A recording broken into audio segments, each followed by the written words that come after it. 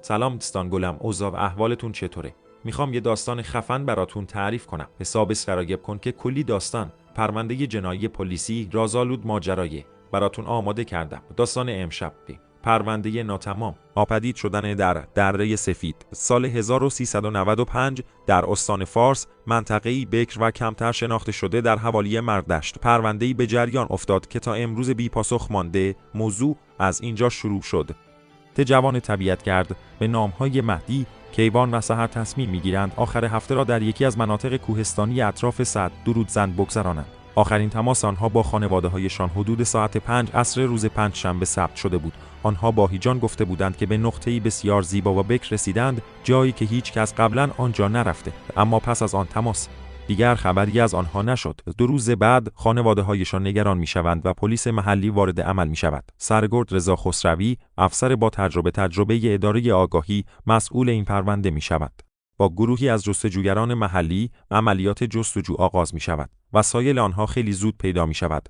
چادر برپا شده بود. غذا و آب سالم داخل چادر بود. دوربین فیلمبرداریشان روشن مانده بود و در حافظه دوربین چندین فیلم کوتاه از طبیعت ضبط شده بود. اما نکته عجیبی این بود، در آخرین ویدیو چیزی غیر عادی ثبت شده بود. 3 جوان هنگام فیلمبرداری ناگهان صدایی را از بالای تپه میشنوند. صدا شبیه فریاد خفه انسانی بود. دوربین را میچرخانند و لحظه‌ای سایه تیره و مبهم پشت بوته ها دیده می شود. بعد ناگهان ویدیو قطع می شود.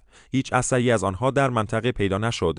نه رد پا، نه نشانه ای از درگیری، نه لباس پاره، نه قطره خون. سرگرد خسروی در گزارش رسمی خود چند نکته مشکوک را ثبت می کند. روی بعضی از سنگ‌ها علامت‌هایی شبیه حروف ناشناخته پیدا شده بود. چوب‌هایی به طرز عجیبی به شکل مثلث‌های وارون کنار هم چیده شده بودند. سگ‌های جستجوگر وقتی به نزدیکی حوضچی کوچکی در دل دره می‌رسیدند، بی دلیل پارس می‌کردند و عقب می‌رفتند.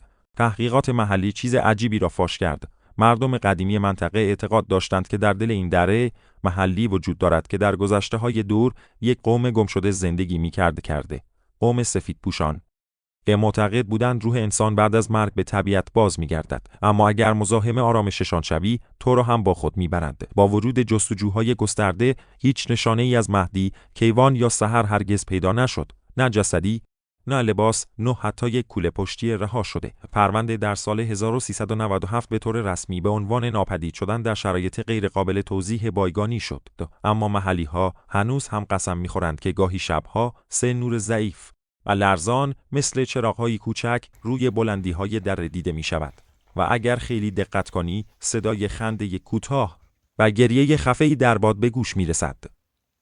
رفیق خوبم، خوشحال میشم نظرتو برام کامنت کنید. تازه فعالیت کانال شروع شده، نیاز به حمایت شما دارم. تا کانال دیده بشه دمت گرم، سابسکرایب کن. یک کامنت برام بذار، دمتون گرم. فردا شب منتظر ویدیو بعد داستان بعدی باشید.